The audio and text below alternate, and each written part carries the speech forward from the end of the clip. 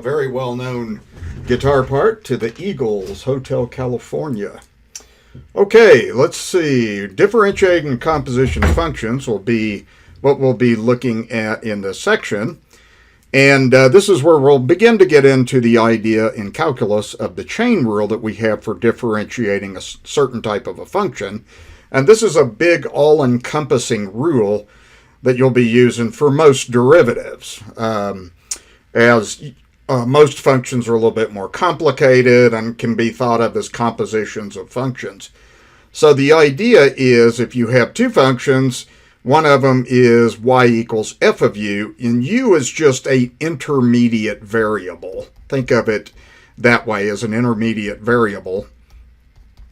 And then u is a different function, so you've got a function f that's a function of u, then you've got a function g that's a function of x, and they're both differentiable functions. There's two versions of the chain rule. The first one is written in Leibniz notation. You're looking to find the derivative of y with respect to the variable x. So you want your answer to have x as the variable. Well, what you do is u is an intermediate variable. So you do the derivative of y with respect to u. And again, y is some function of u. Then you do the derivative of u with respect to x and multiply the two together and you get the chain rule. Now, one way you can kind of help you remember this rule is, you know, if you mark out those du's, well, you got dy over dx. That's just a way to help you remember that. But u is an intermediate variable.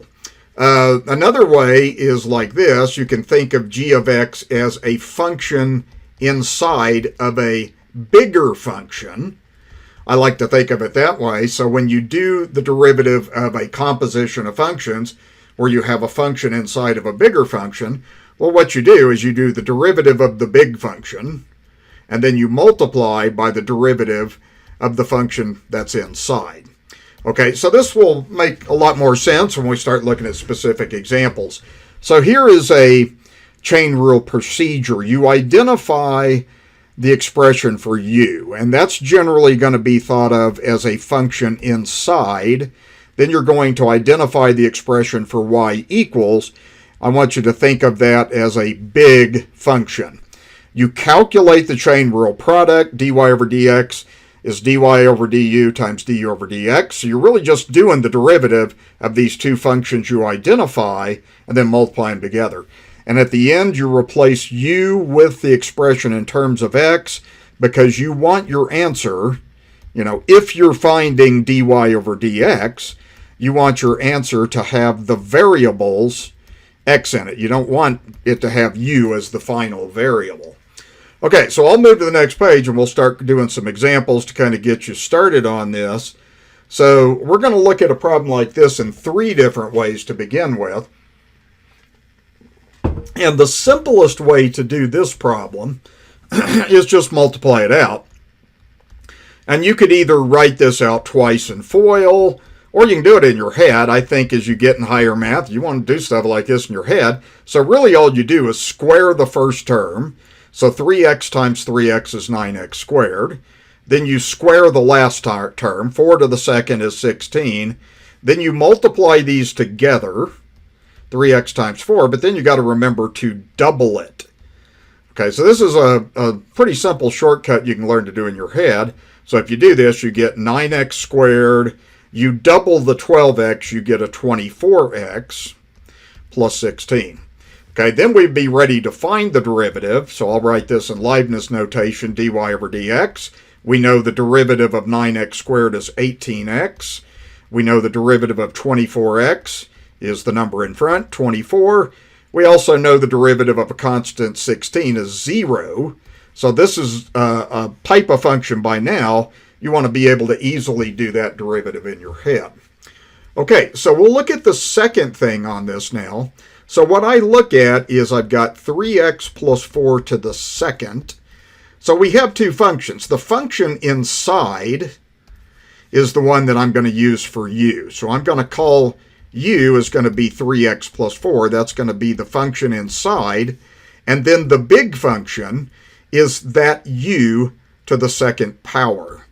Okay, so you got to think about what I've done there is I've got a composition of functions there. If I plug u, or u into y, I would get, when I plug that in to u, I'd get 3x plus 4 to the second.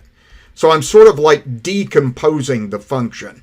I identify the inside, and then the big function should be the whole entire thing, where the inside is substituted with a intermediate variable. Okay, then we're going to do the product. So we do dy over du times du over dx. And just keep this simple. When you're doing dy over du, you're doing the derivative of the inside function. So the derivative of 3x plus 4 is 3. So that gives you the derivative of the function inside. Then you want to do the derivative of the big function, du over dx, and that is going to be 2u to the first. So what you end up getting is you get 6u. All right. Now to finish this up, the last step is to simply plug u back in. So u is 3x plus 4, so plug it back in to get 6 times 3x plus 4. And then that would be your derivative. If you distribute this, you'll get 18x plus 24. So that's the same answer that we got when we just multiplied it out. Okay, so again, as we do chain rule, you identify the inside and the big. The big function is always going to have u in it. The inside function will have x in it. You do the derivative of each thing, which is 3 times 2u, then you plug the u back in. Okay, so that's a good way to start learning the chain rule. The other way to look at this is just kind of do it in your head. And you'll be doing this probably more often than you'll be doing method 2. So the big function, again, on this is just going to be, if you look at that, that's going to be 3x plus 4. Or I'm sorry, that's going to be u to the second. Okay, like we did here, we got the big function in terms of u as u to the second. The inside function, which we'll call g of x, is 3x plus 4. Okay, and what happens on this, what you're really doing is, and let me write down the function like this. The function is f of x equals 3x plus 4 to the second, like that. Now what I'm doing there is just kind of decomposing the function. But when you do this derivative, you just kind of do it in one big step. You do or in 2 steps, you do the derivative of the big function. So that means power rule is what you're really doing. You bring the 2 down, you don't touch the 3x plus 4, you subtract 1 from the exponent, and then this part right here says that you have to multiply by the derivative of what's inside. So the function inside is 3x plus 4. Okay, so you're kind of doing the big rule. The big function needs the power rule, but then you also have to multiply by the derivative of what's inside. So what you'll have here then is 2 times 3x plus 4, and then the derivative of the inside part is 3. So notice you get 6 times 3x plus 4, and again, if you do a distributive property, 6 times 3 is 18x. 6 times 4 is 24. So we get the same answer again. Okay? In most occasions, a problem like this, the most likely way you're going to do this is just multiply first, because it's easy to just, FOIL that out and get the derivative that way. The other way you'll probably do this often is this method 3. Method 2 is very important to learn, but it also helps you to understand the connection between composition of functions. Okay, just think of big function and then a function inside. If you get that established, then you'll do fine with this. Okay, let's move to example 5. And on example 5, again, let's do this, just 2 methods on that. So we want to identify the function inside. Okay, so you've got a function right here that's inside of a big function, which is 2u to the 10th. Okay, so the big function is 2u to the 10th. The function inside is going to change into u because we let u be 3x to the third minus 4x squared plus 6x minus 1. Okay, so you've got your inside function, and then you've got your the big function. So when you do the derivative in this form of the chain rule, just think of it this way. You're doing the derivative of y with respect to x. So you're doing the derivative of this thing, okay, which you do that in your head. The derivative of 2u to the 10th is 20u to the 9th. Okay, then you're going to do the derivative of the part inside. And if you do that, again, you can do that in your head. That would be 9x squared minus 8x plus 6, derivative of the constant 0. So you get this. Now, that's not the answer because we don't want u in the answer. We want to just have x's. So what we always do as the last step is the u just pops back in. All right, and then we'll have our answer. So we'll write the answer to this problem as 20 times 3x to the third minus 4x squared plus 6x minus 1 to the 9th power times 9x squared minus 8x plus 6. And there is no simplifying you can do on this. I mean, you're not going to multiply this thing out 9 times. Nobody in their right mind would. No point in that. So you leave that alone. All right, so that would be the first dy over du times du over dx form. And then this way is, you're going to see that I'm doing the same thing on this, hopefully. So the inside function on this is, again, the 3x to the third minus 4x to the second plus 6x minus 1. The big function is 2u to the 10th. So we already did that in the previous problem. Okay, so let me write down the problem and let me show you how you're going to think through this. And this will be the way that you'll do this problem. I do see students who like doing method 1 better, but I think eventually everybody gets to a point where you just do method 2 because you just kind of quickly do it in your head. So if I'm doing dy over dx here, what I'm doing is think about, you do the big function first. So the big function is 2 times something to the 10th. So it's like doing the power rule. So you bring that down, that's 20. You leave this alone. You don't do anything with that inside part. You just leave that alone. That's the 9th power. Okay, then you take a deep breath. Then you say, okay, I got one more step and then I'm done. Okay, so what you do now is you just do the derivative of the inside part. And you can do this in your head. Okay, you don't have to write another step down. You want to do a problem like this in your head. So we have to multiply by the derivative of the inside part, which is 9x to the second. I wrote that down wrong. I'm sorry, that's 4x squared. So 9x to the second minus 8x plus 6. And then the problem's done, see. Okay, so we got the same answer. And the benefit of doing that second method is you pretty well just manage that in your head. Now, I think in section, way back in 3.3, we did what was called the general power rule.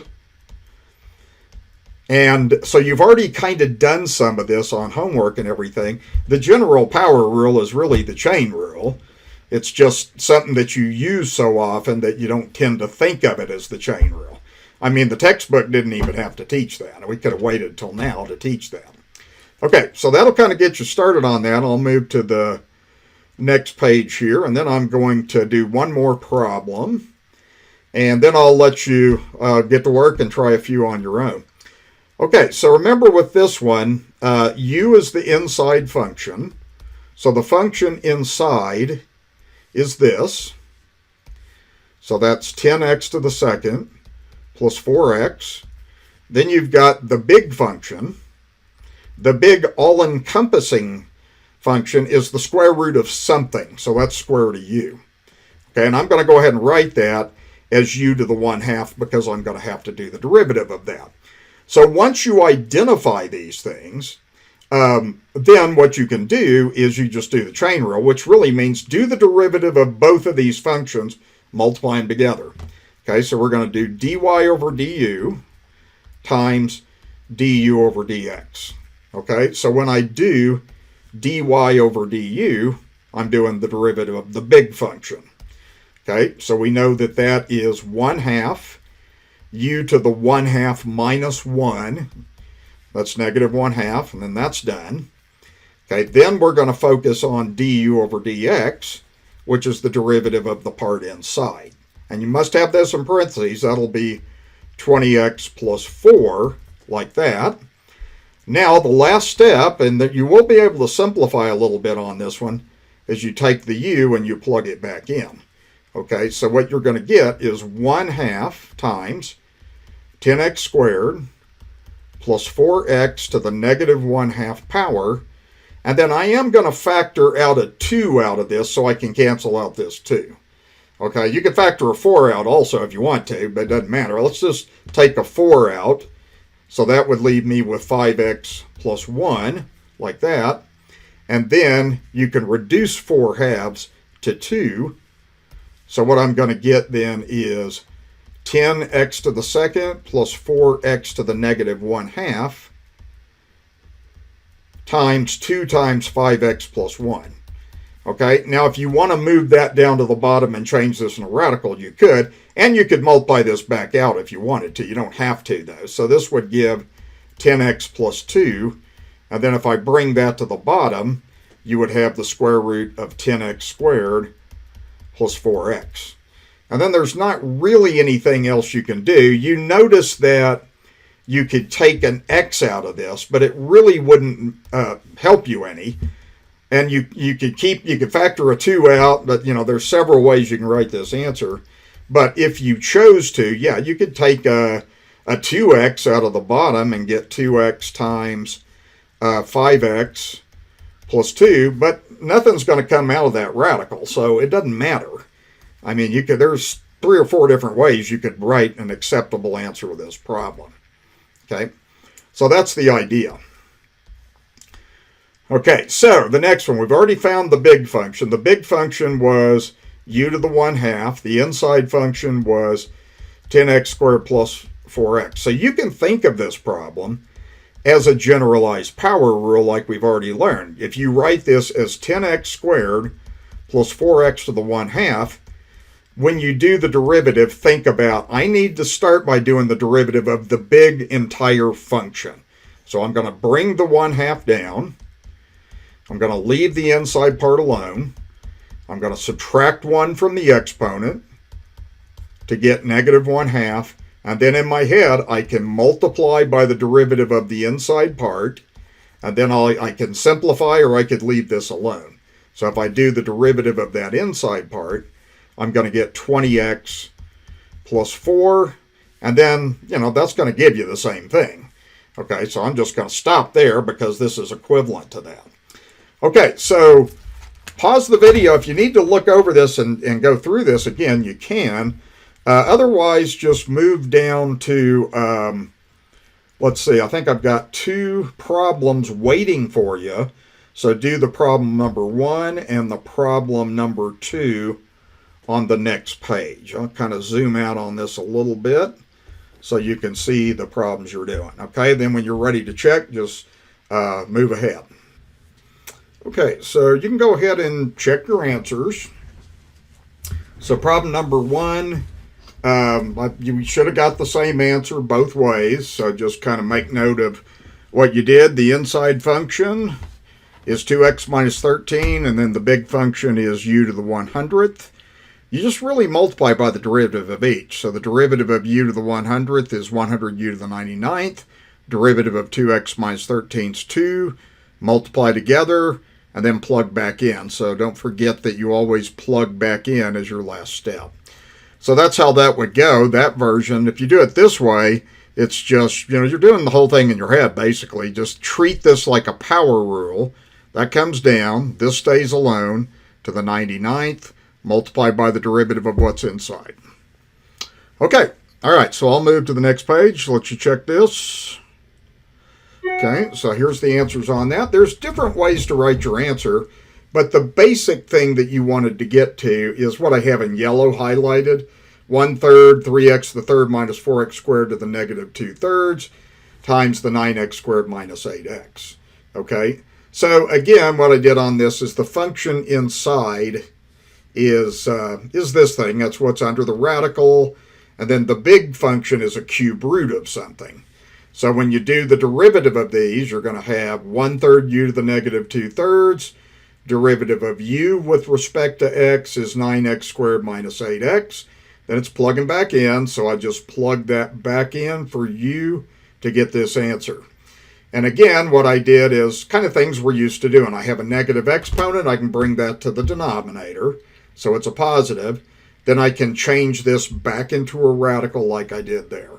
If you wanted to factor out an x out of the top, you could. If you wanted to factor out an x squared out of the bottom, inside that radical, you could. It wouldn't cause you to get to simplify any further, so it doesn't really matter. Okay, and then the second method is just kind of like general power rule. Bring that down, subtract 1 from the exponent, multiply by the derivative of what's inside. The biggest mistake I see students make on this a lot of times is they don't leave that alone. A lot of times I see this happen. And this is a mistake. So if you go, a lot of times I'll see students go 1/3 times 9x squared minus 8x to the negative 2/3 power. You don't do the derivative until later. See, that's why I'm saying, do your power rule, take a deep breath, then multiply by the derivative of what's inside. Okay, all right. So that will get us through that. Now we're going to continue with the chain rule, but we're also going to be looking a little bit at some different kinds of functions, like some trig functions and other things that we've learned. All right, so I'm going to go ahead and move up to this. We've got a couple of trig problems waiting for us now. Okay, so look at a trig function, a cosine of something. All right, so again, we're going to take the same approach. U is the inside function, so generally that's going to be what's inside of a parenthesis. I mean, it can be a little different. It can be what's under a radical. We've seen that. So that's going to be u. That's 5t to the third this time. And the big function is cosine of u. Remember, what we're doing is we're replacing that with u. So the big function is the cosine of u. And I always think of the chain rule is you start by doing the derivative of the big function, then you multiply by the derivative of the inside function. So that's exactly what we're going to do. My Leibniz notation on this is written a little different. It's dy over du. I'm just thinking of this as y equals, but then I'm doing du over dt. Okay, and again, we're trying to find dy over dt. That's the idea. Okay, so again, we'll go like this. When we do the derivative of the big function, we learned that the derivative of a cosine is a negative sine. So that takes care of that. Then we do the derivative of the inside part, and that gives 15t to the second. So really all you got to remember to do is just plug the u back in now. So this thing right here plugs back in.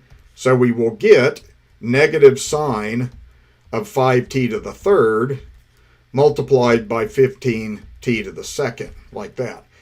And that's okay to write the answer that way. I think it's better when you have a trig function to try to move things in front of the trig function so you're not confused about the argument of the sine. The 15t squared is totally separate from the sine.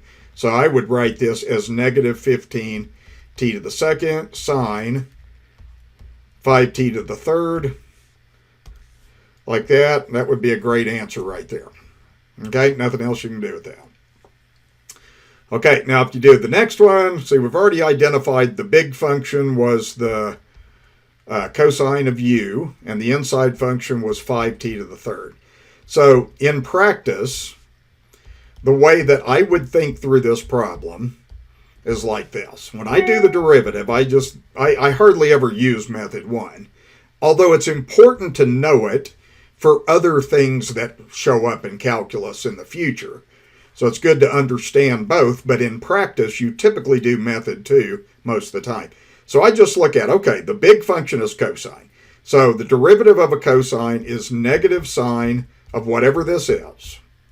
Then I multiply in my head by the derivative of the inside part. Okay, so notice I get negative sine 5t to the third multiplied by 15t to the second. I get exactly the same result here. Okay, so it's doing exactly the same thing. Okay, All right, here's one other one. We got a sine of a cosine, which is kind of interesting. You can have a trig function of a trig function. You can even have a trig function of a trig function of another trig function, infinitely, theoretically. All right, so the idea with this is the inside function is going to be what's in parentheses. That's going to be the cosine of p this time. I'm just doing different variables to get you used to how the Leibniz notation works with different variables. In application, we use different variables all the time.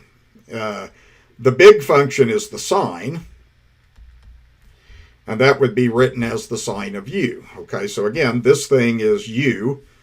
So what we do is we do dy over du, and then we're going to do du over dp in this order like this. Okay, so I just think of it like this. When I do dy over du, I'm doing the derivative of the big function.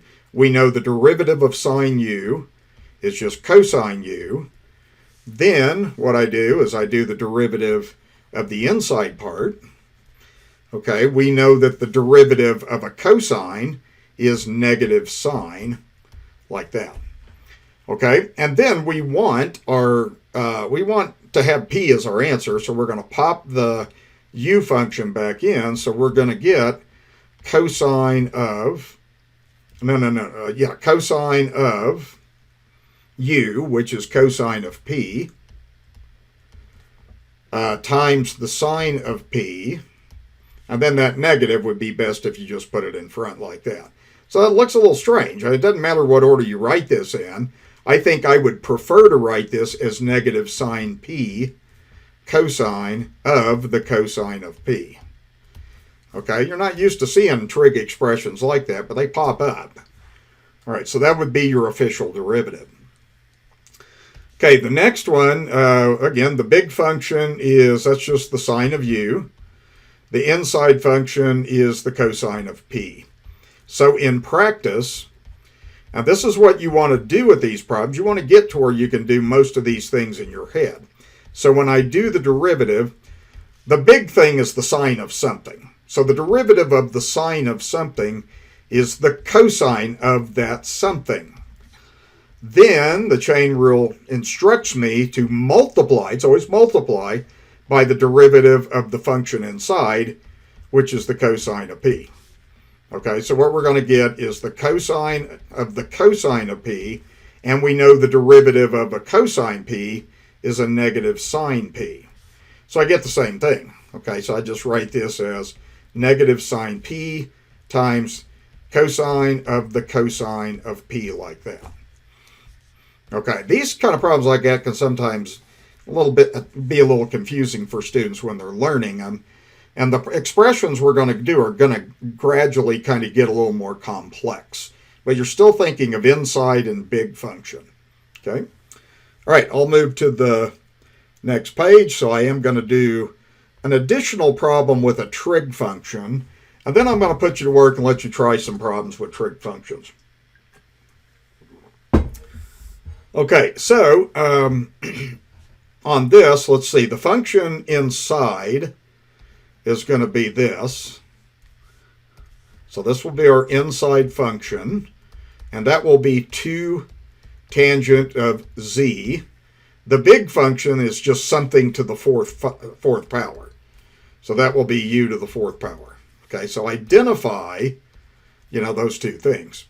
Okay, now Leibniz notation, notice the way I wrote that. This whole thing is y. We're just writing in function notation. So we're going to do dy over du multiplied by du over dz. Okay, so it's just a matter of doing the derivative of both parts. So if we do the derivative of y with respect to u, we start with the derivative of the big. Well, that's going to be 4u to the 3rd power, like that. Then if I do the derivative of the part inside, the derivative of a tangent we learned is secant squared of whatever. So this would be 2 secant squared of z. Okay, and again, same process. Pop back in the u. You will get 4 times parentheses 2 tangent of z to the 3rd. and then times 2 secant squared of z like that. And then we need to see what kind of simplification we can do. And what happens on these problems sometimes is their identities do pop up on these sometimes. So what I would do on this one is bring down the 4. If you do 2 to the third, that's 8. And then you can write the tangent to the third as a tangent cubed of z like that. And then I can bring down the 2 secant squared z like that. And then if I multiply this together, I have 4 times 8 is 32. 32 times 2 is 64. Tangent cubed z times secant squared z. And that's okay. Yeah, you could use an identity for the secant squared. I just don't really think it's all that necessary in this problem. Okay? So I'm just going to leave that alone at that stage. Okay, when you're learning how to do this in your head with method 2, you have y equals 2 tangent of z to the fourth. You need to see, in your head, you see that the big function is something to the fourth. Okay? So what I'm doing is I'm bringing that down. So it's like an extended power rule. I leave that alone, subtract 1 from the exponent, multiply by the derivative of the part inside. Okay, like that. Okay, so what I'm going to end up getting here is I get 4 times, again, same thing, 8 tangent cubed z. And then the derivative of the inside part, we know the derivative of a tangent is a secant squared. So I get this. Same thing happens. 32 times 2 is 64. I get tangent to the third z times the secant squared of z like that. So in practice, most of the time you're going to do that method too. Okay? All right. So pause if you need to review these and think about these. So let's go ahead and I'm going to let you try. Let's see, I've got 2 problems at the bottom of the page I want you to try. And I'll pause the video on this. And the thing on this is, on this number 1, you want to write this like this. You want to write this as y equals 4 sine of x to the second. Okay, now try to think through that, and I'll give you a little bit of time to see how you do. As soon as you're ready to check your answers, just hit resume. Okay, so if you want to check your answers, I'll go over this a little bit, see how you did.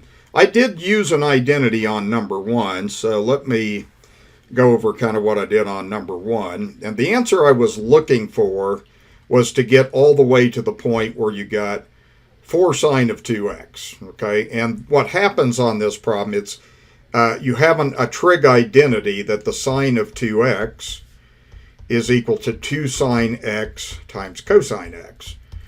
Okay, so anyway, here's what I did. You want to rewrite it like this because you'll see it better. So the inside function is sine x.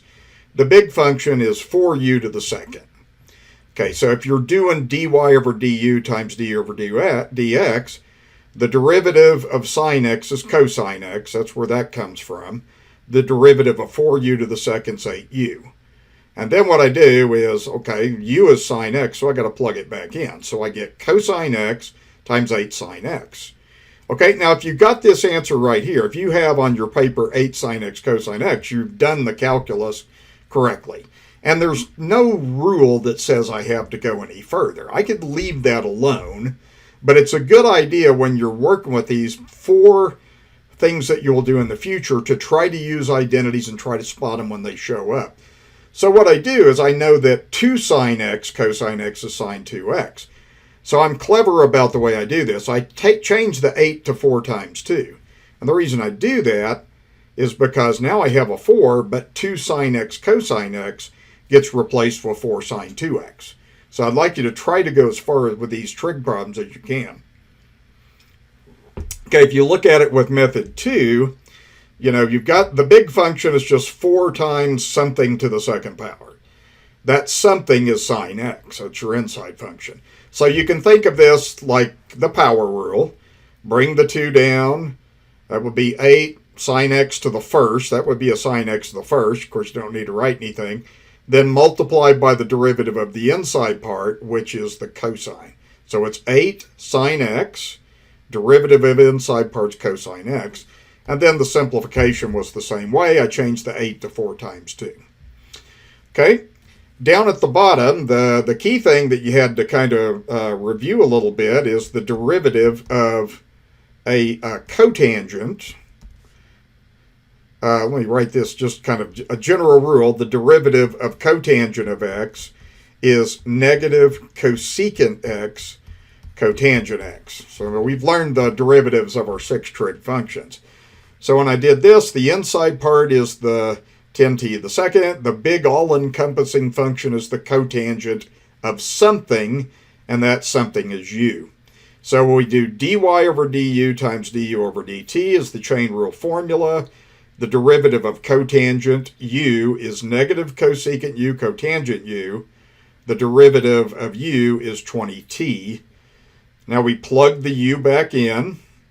Okay, so we get negative cosecant of 10t squared, cotangent of 10t squared times 20t.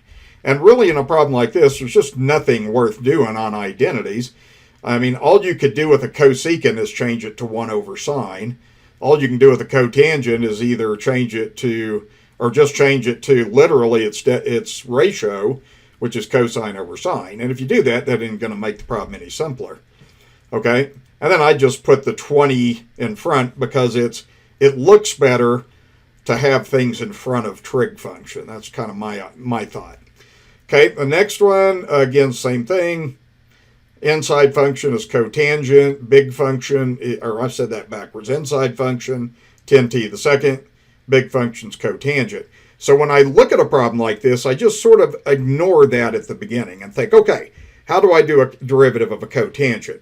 A derivative of a cotangent is a negative cosecant cotangent. That's your derivative of your big part. And then you got to multiply by the derivative of what's inside, which gives the 20t. So method 2 is when you're doing that mostly in your head. Okay, well that will wrap us up. That will be the end of this second part of the video. In the third part, we will get into some bigger and badder problems, okay? Not too bad, though. All right, so I hope you enjoyed the video. Hopefully it helped you to understand the chain rule, which you will use the rest of the semester. Cheers.